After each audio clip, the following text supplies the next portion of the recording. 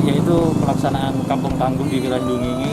Kebetulan di Kampung Tangguh wilayah Dungingi ada 5 kelurahan dan setiap kelurahan ada posko Kampung Tangguh.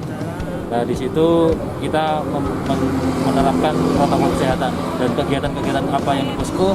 Yang pertama yaitu pembagian masker, baru kedua penjagaan lingkungan kecil, yang ketiga penyemprotan desinfektan, yang keempat penegakan hukum protokol kesehatan, yang kelima patroli, yang keenam pembinaan dan penyuluhan.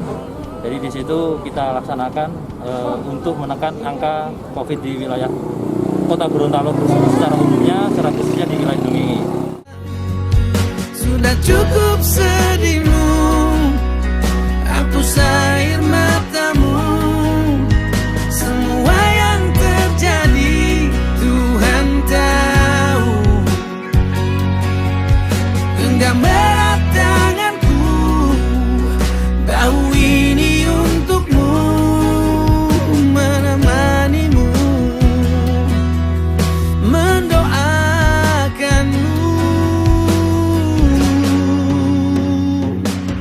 Tersenyumlah kau sobat, walau hati tak menerima doaku, kau bahagia selamanya. Roda selalu berputar, badai ini pasti berlalu. Tetaplah kau kuat, sahabat. Kita bersama selalu berdoa, serahkan semua padanya. Ini tak mudah, tapi percayalah.